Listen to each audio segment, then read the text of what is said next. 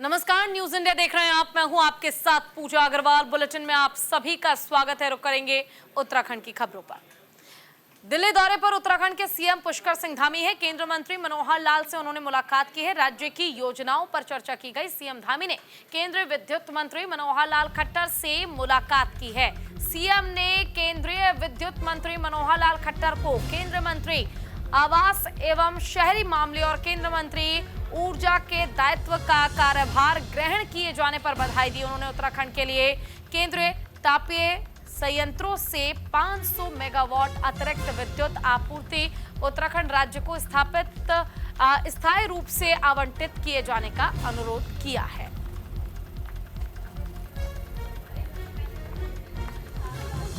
तो देखिए, हम आपको दिखा रहे तस्वीर जब मनोहर लाल खट्टर से मुलाकात कर रहे हैं मुख्यमंत्री पुष्कर सिंह धामी, और तमाम विकासी योजनाओं को लेकर ये मुलाकात बेहद महत्वपूर्ण और खास मानी जा रही है। और इसके पीछे कारण ये कि अब इसके जरिए उत्तराखंड में विकास की धार जो है वो और मजबूत हो पाएगी।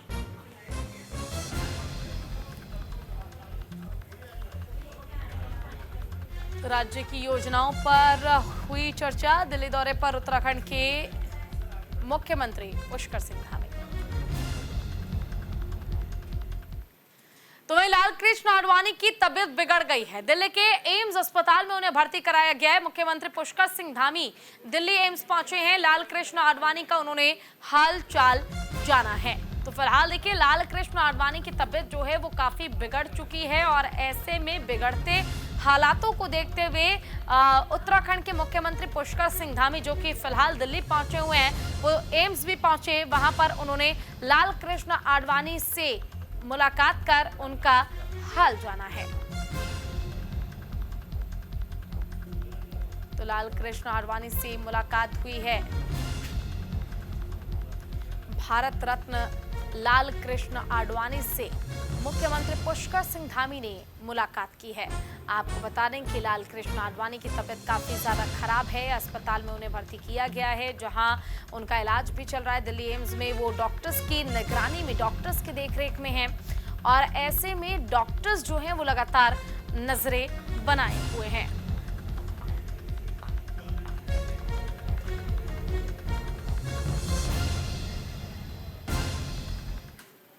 तो वहीं देखिए, कांवड़ यात्रा की तैयारियां जोरों पर हैं। जिलाधिकारी ने अधिकारियों के साथ बैठक की है। जिलाधिकारी ने दिए हैं आवश्यक दिशा निर्देश। श्रद्धालुओं को ना हो किसी भी प्रकार की कोई समस्या, इसका खास ख्याल रखा जाए।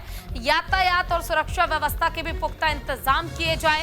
हरिद्वार में कांवड़ यात्रा के लिए तैयारियों को लेकर जिलाधिकारी धीराज सिंह गब्रियाल ने अधिकारियों के साथ बैठक की है। तो देखिए, धीराज सिंह गब्रियाल ने अधिकारियों की बैठक ली। जिलाधिकारी ने निर्देश दिए कि कांवड़ यात्रा पर आने वाले श्रद्धालुओं को किसी प्रकार की कोई समस्या ना हो, इसका खास ख्याल रखा जाए। यातायात और सुरक्षा व्यवस्था के लिए पर्याप्त पुलिस बल तैनात रहे और विभिन्न स्थानों पर बैरिकेड्स की व्यवस्था भी सुनिश्चित की जाए।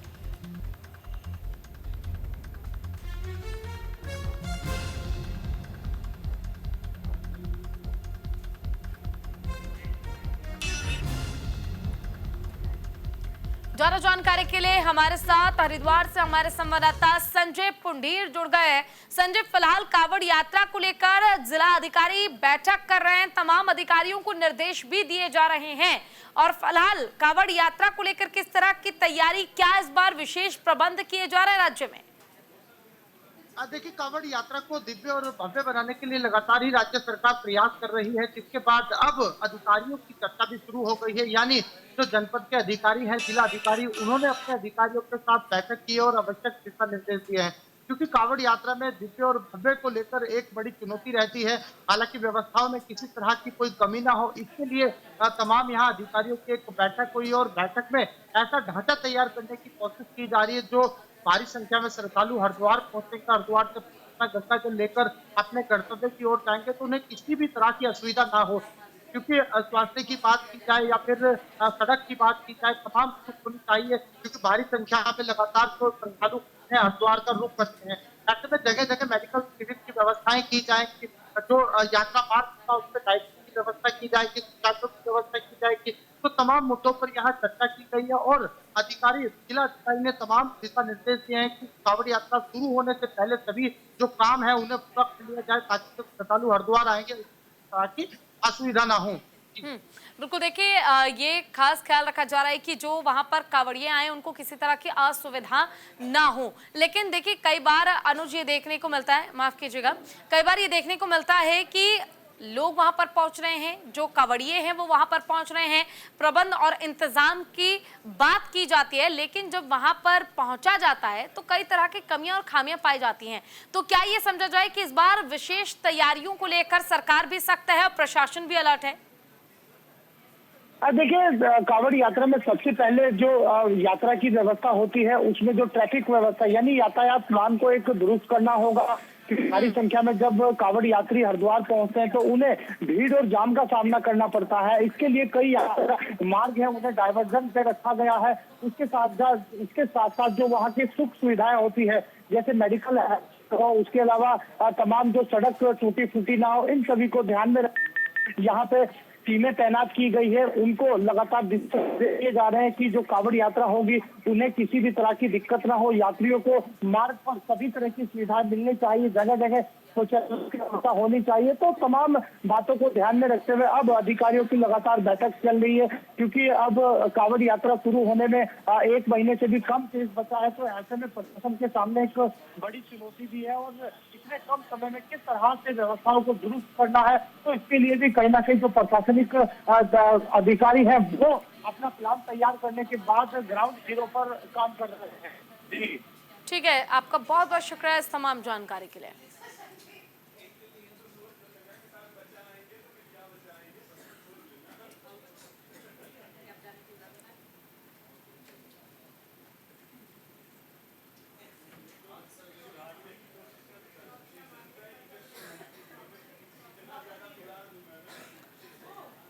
वहीं मौसम विभाग ने चेतावनी जारी कर दी है, भारी बारिश का अलर्ट जारी किया गया है। 3 जुलाई तक भारी बारिश की संभावना जताई गई है। उत्तराखंड में मौसम विभाग ने प्रदेश में भारी बारिश का अलर्ट जारी किया है। मौसम विज्ञान केंद्र देहरादून के निदेशक डॉक्टर विक्रम सिंह ने देहरादून, पौड़ी, बागेश्वर और उधम सिंह नगर में भारी बारिश का येलो अलर्ट जारी किया है। उन्होंने बताया कि 3 जुलाई तक भारी बारिश की संभावना है।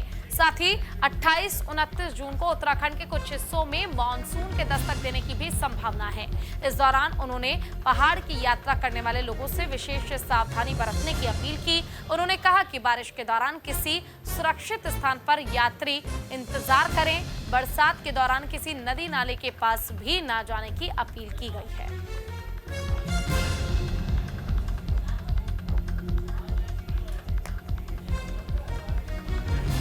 देखिए, फिलहाल मौसम को लेकर अलर्ट जारी किया गया है। लोगों से साफ कहा गया है कि सावधान हो जाए, सतर्क हो जाए। आने वाले समय में मौसम जो है और खराब होगा। 28-29 तारीख को लेकर कहा गया है कि भारी बारिश होगी। भारी बारिश का अलर्ट जारी किया गया है।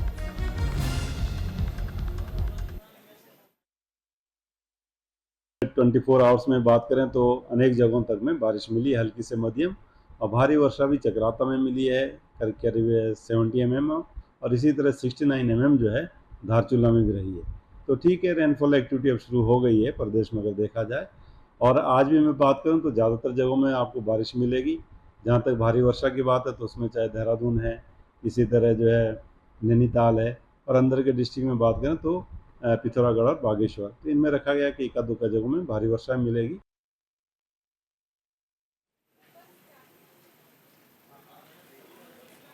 देखिए, भारी बारिश का अलर्ट जारी किया गया है। मौसम विभाग की ओर से साफ तौर पर कहा गया 3 जुलाई तक भारी बारिश होगी, इसलिए आप किसी भी नदी या बड़े नाले के पास जाने की गलती बिल्कुल ना करें। भूस्खलन की जो दिक्कत है उत्तराखंड में काफ़ी देखने को मिलती है। बरसात के दौरान लैंडस्लाइड भी काफ़ी ज़्यादा होता है, इसलिए आप कोशिश करें कि अभी जो मौसम विभाग ने अलर्ट जारी किया है उस दौरान आप सतर्क रहें, सावधान रहें।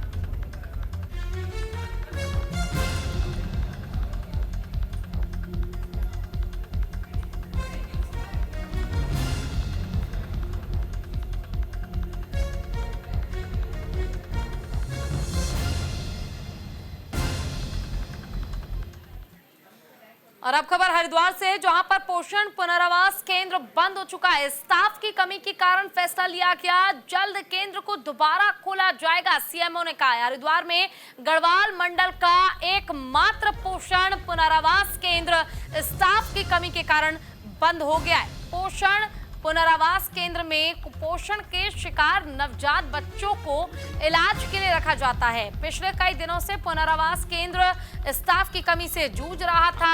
साथ ही स्वास्थ्य विभाग की ओर से मेंटेनेंस के लिए पर्याप्त संसाधन भी उपलब्ध नहीं हो पा रहे थे। इस मामले में सीएमओ का कहना है कि स्टाफ और नर्स की कमी को पूरा करने के लिए एनएचएम को पत्र लिखा गया है।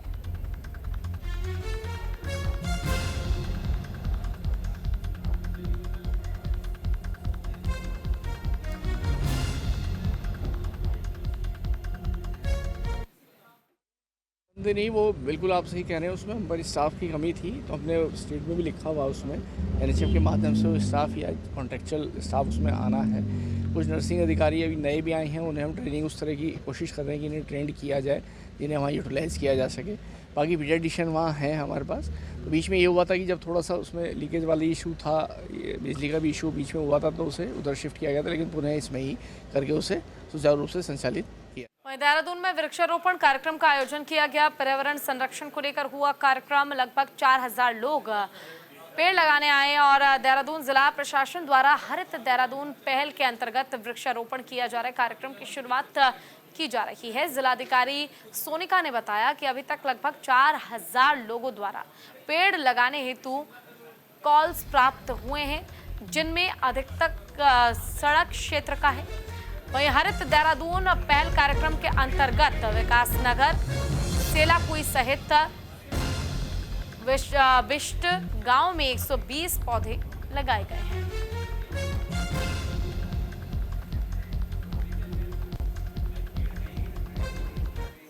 पेड़ लगाने के लिए रिक्वेस्ट आई है और मोर और लेस ये ज़्यादातर जो रोड साइड्स हैं उसमें हो है और कुछ प्राइवेट एरियाज़ भी हैं। और जहाँ भी हम लोगों ने करीबन 100 प्लस के करीब हमने पेड़ लगा दिए हैं। और जहाँ भी हम लगा रहे हैं वहाँ पे हम लोग जो एप्लीकेंट है, जिसने ये डिमांड रेज की है, उनसे ओथ भी लेते हैं कि वो उस पेड़ को प्रोटेक्ट करेंगे।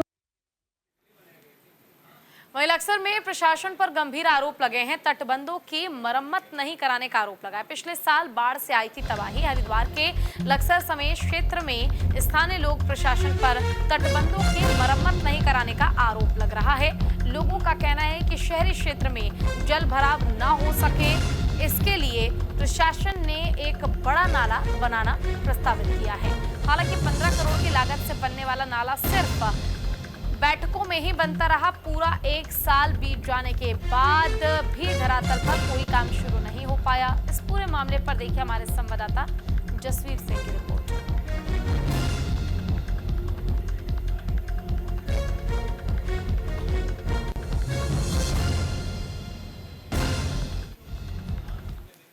गंगा और सोलन नदी के तटबंध टूटे पड़े हैं। पिछले वर्ष भी भीषण बाढ़ आई थी, तटबंध टूट गए थे और कहीं ना कहीं करोड़ों की फसलें तबाह हो गई थी। कई गांवों में पानी भर गया था, कई जनहानि भी हुई थी। इस बार फिर हालात ऐसे बन रहे हैं। वजह यह भी है क्योंकि सिर पर मानसूनी बरसात शुरू होने वाली, यानी मानसून सत्र शुरू हो गया है। एक तरह देखा जाए तो कहीं ना कहीं ये खतरा मंडरा रहा है। प्रशासन दावे कर रहा है कि कुछ तटबंधों पर मिट्टी का कार्य, यानी मिट्टी से भरे बोरे लगा करके तटबंधों को मजबूत किया जा रहा है। लेकिन सवाल ये बड़ा खड़ा होता है कि जब भी ज़्यादा बारिश होती है और गंगा नदी में फ्लड आता है तो मिट्टी का कार्य, यानी मिट्टी के बनाए तटबंध बह जाते हैं। इस बार यदि ऐसा हुआ तो कहीं ना कहीं 32 गांव एक बार फिर खतरे में आ जाएंगे।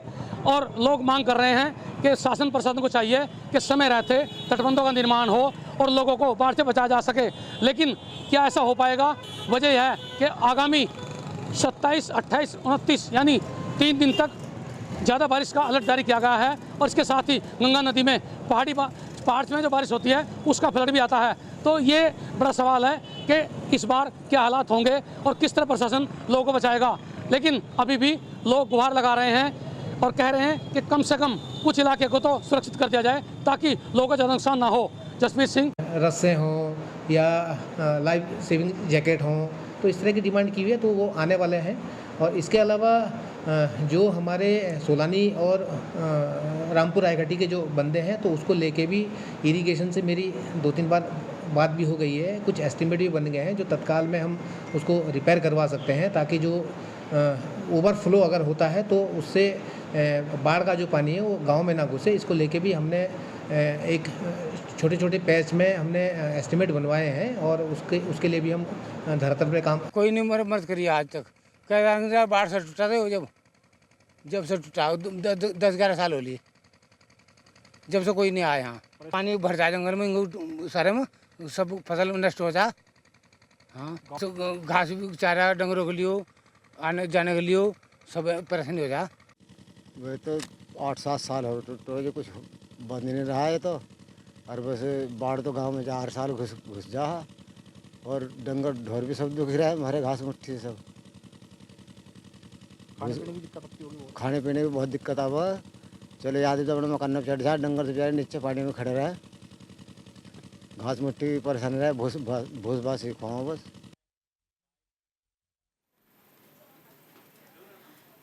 तो वहीं लक्सर में किसानों का प्रदर्शन लगातार देखने को मिल रहा है। काली पट्टी बांधकर धरना किया गया है, फैक्ट्री प्रबंधन के खिलाफ नारेबाजी की गई और लक्सर जेके टायर फैक्ट्री गेट पर किसान और कर्मचारियों ने धरना दिया है। उनके धरने का ये तीसरा दिन लगातार जारी रहा। कर्मचारी और किसानों ने भारतीय किसान यूनियन पटेल के राष्ट्रीय अध्यक्ष चौधरी कीरत सिंह के नेतृत्व में फैक्ट्री गेट से लेकर बालवाली तिराहे तक फैक्ट्री प्रबंधन के खिलाफ काली पट्टी बांधकर विरोध मार्च निकाला है। प्रबंधन से यही आग्रह है कि जीवन के 17 साल जो इनके महत्वपूर्ण थे वो तो इस कारखाने को दे दिए, अगली बार इन्होंने निकाल कर बाहर कर दिया वर्कर। ये सोतेला व्यवहार है, ये इनकी नीति और गीति अच्छी नहीं है। प्रबंधन को चाहिए कि सकारात्मक जिम्मेदार आदमियों के साथ बैठ कर एक वार्ता की जाए। तो फैक्ट्री प्रबंधन को इतना ही चेताना चाहूँगा कि जिस तरह का सोतेला व्यवहार हमारे सभी साथियों के साथ किया जा रहा है, उनके दिमाग में अगर ये है कि ये स्टाफ के आदमी इनके लिए कोई नहीं बोलेगा तो ये बहुत गलत है। ये सभी क्षेत्रवासी हैं और हमारे साथ कंधे से कंधा मिलाकर के पिछले 15 साल से हमारे साथ खड़े हैं, तो हम इनके सुख दुख में हम इनके साथ हैं। जो जेके की गुंडागर्दी चल रही है, जो यहाँ लोकल व्यक्तियों को परेशान कर रहे हैं, इनकी कोई भी गुंडागर्दी बर्दाश्त नहीं होगी, चाहे इसके लिए कहीं तक जाना पड़े। और इनके साथ सब लोग कंधे से कंधा मिलाकर इनकी सबकी साथ है। तो पहले ही बताया था, और यहाँ का एक इतिहास भी है, ऐसा कभी मन में आदमी को लगाना नहीं चाहिए। यहाँ का जो इंसान हो, चाहे वो व्यापार मंडल में हो, चाहे प्रधान संगठन हो, चाहे तहसील हो, तहसील के अध्यक्ष ने भी आन को हम समर्थन दिया। तो वहीं लक्सर से खबर है जहां पर ग्राम प्रधान को गोली लग गई है। आपसी विवाद में प्रधान घायल हो गया, मामले की जांच में पुलिस जुट गई है। लक्सर में आपसी विवाद में ग्राम प्रधान पूरी तरह से घायल हो गए। पत्नी के साथ चल रहे विवाद के बाद ससुराल वालों और पत्नी के मायके वालों के बीच बहस हो गई और इस दौरान मारपीट के बाद गोली लगने से महिला का पति ग्राम प्रधान गंभीर रूप से घायल हो गया। इस मामले पर कोतवाली प्रभारी राजीव रौथाण ने बताया कि मामले की जांच पड़ताल की जा रही है।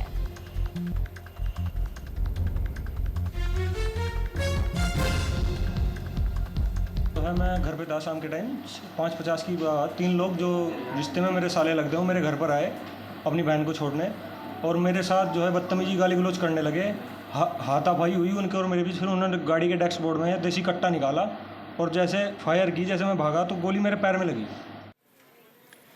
चलो उपचुनाव पर बड़ी खबर आपको बता दें। उपचुनाव पर प्रशासन की पैनी नजर, पुलिस ने क्षेत्र में निकाला फ्लैग मार्च। पीएसी और आईआरबी के साथ फ्लैग मार्च निकाला। आचार संहिता के पालन करने का निर्देश दिया गया। आम जनता से शांति की भी अपील की गई है। तो हरिद्वार की मंगलौर विधानसभा उपचुनाव सकुशल संपन्न कराने के लिए हरिद्वार पुलिस ने कमर कस ली है।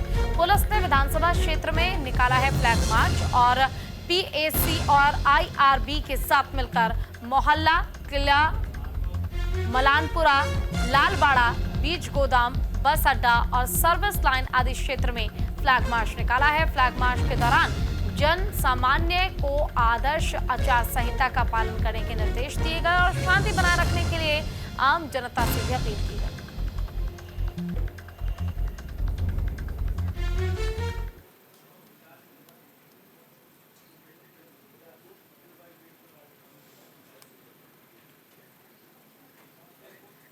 तो वहीं मंगलौर विधानसभा उपचुनाव के लिए प्रशासन मुस्तैद है। हरिद्वार पहुंची para military force. Haridwar police ने किया एसएसबी का स्वागत, फूल माला पहनाकर भव्य स्वागत किया गया। देखिए, आगामी मंगलौर विधानसभा उपचुनाव को सकुशल संपन्न कराने में सहयोग के लिए पैरा मिलिट्री फोर्स हरिद्वार पहुंच चुकी है। एसएसबी के जनपद आगमन पर हरिद्वार पुलिस ने फूल माला पहनाकर भव्य स्वागत किया। हरिद्वार के एसएसबी के स्वागत और धन्यवाद संदेश से भी जवानों को अवगत कराया गया। अपेक्स कॉलेज में एसएसबी जवानों के रहने खाने पीने की उचित व्यवस्था की गई है।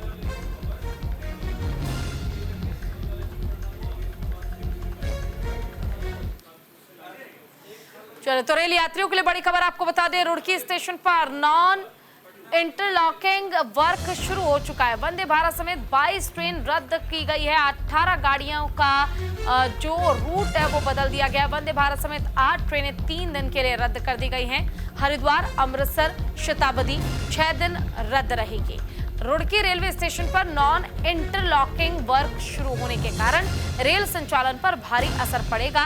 वंदे भारत समेत 22 ट्रेनें रद्द होंगी, तो वहीं 18 गाड़ियों के रूट बदले जाएंगे। मुरादाबाद, सहारनपुर, मेमू, सहारनपुर दिल्ली पैसेंजर और श्री गंगानगर ऋषिकेश एक्सप्रेस ट्रेन का संचालन 7 दिन के लिए रद्द रहेगा।